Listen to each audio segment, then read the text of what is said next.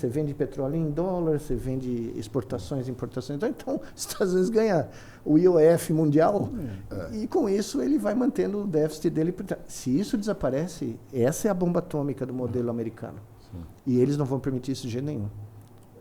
Claro que não está na mão deles mais, mas se isso começa a se agravar, você não tem como financiar a dívida dos caras, entendeu?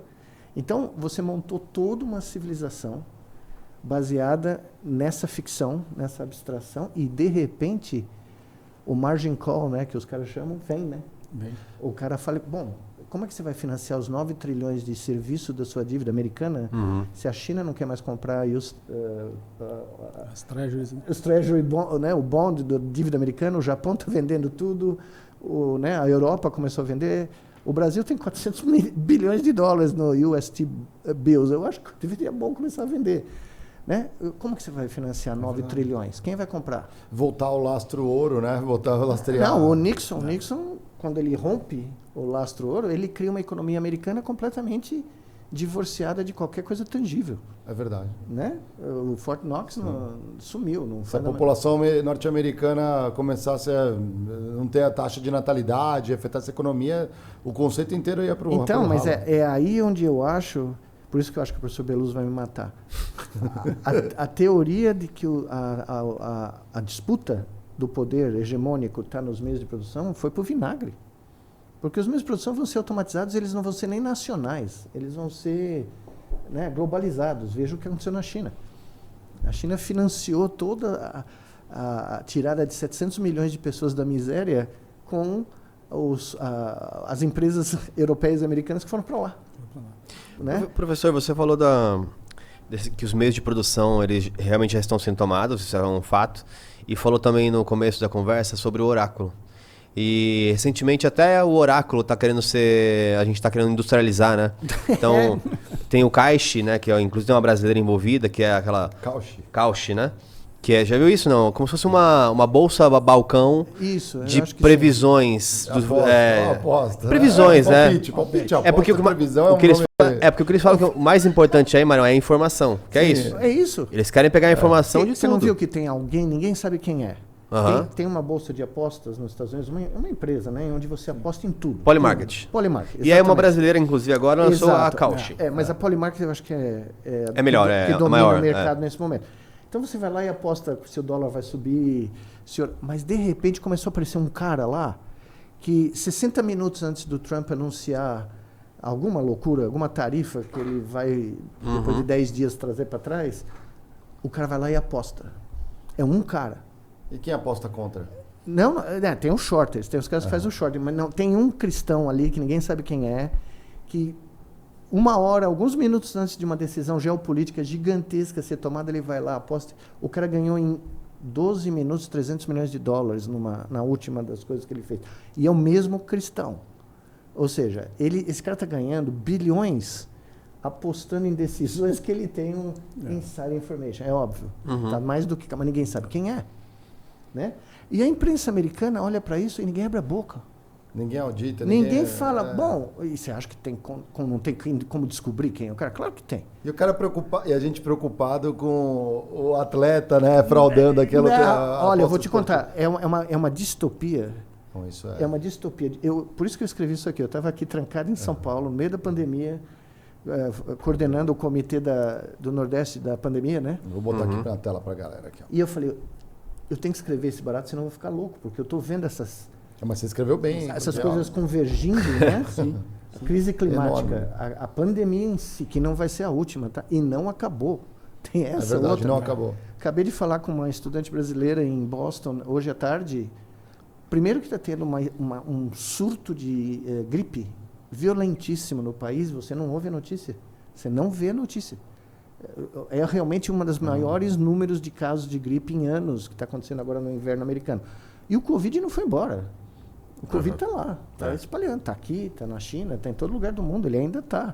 Né? E ele não ficou parado, ele está mutando, ele está... Mas onde você ouve algum relato de medida de água de esgoto para saber que é a primeira coisa que você detecta é o começo da pandemia, né? Você começa a analisar o resíduo para ver se tem vírus no esgoto, né? Foi assim que A gente começou a medir o espalhamento da pandemia, né? Nós tínhamos esse relatório todos os dias do Brasil, do fora do Brasil, para a gente ver o que estava acontecendo. Então, você tem todas essas crises convergindo ao mesmo tempo.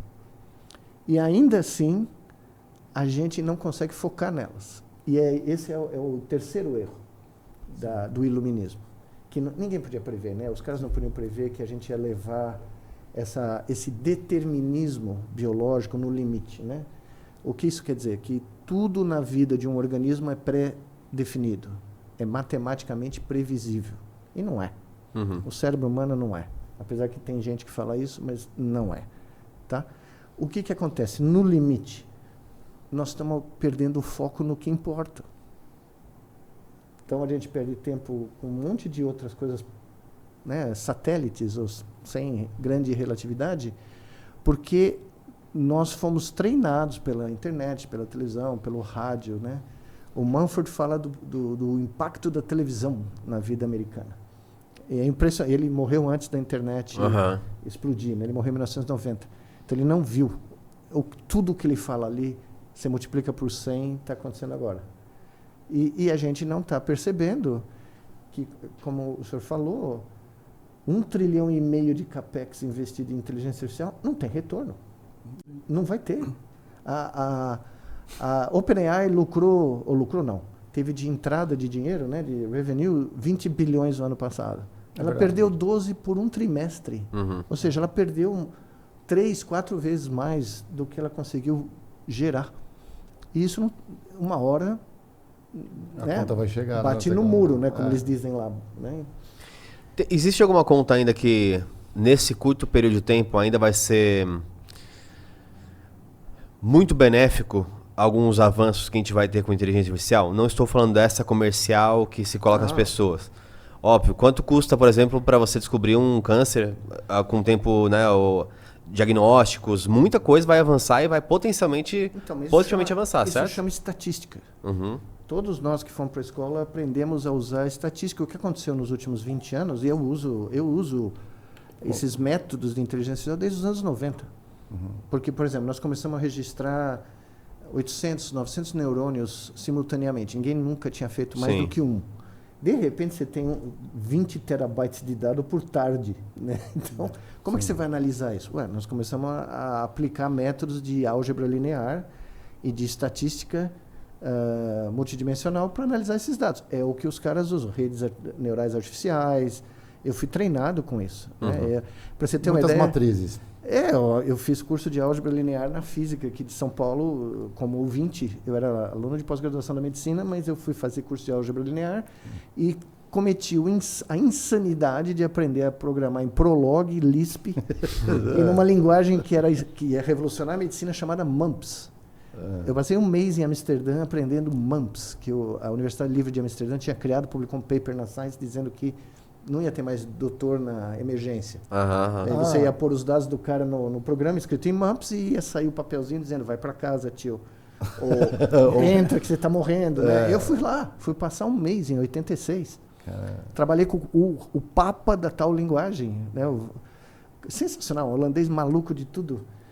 E aprendi a linguagem, trouxe para o Brasil. Fui o primeiro brasileiro a aprender esse barato. Trouxe para cá, não durou um ano.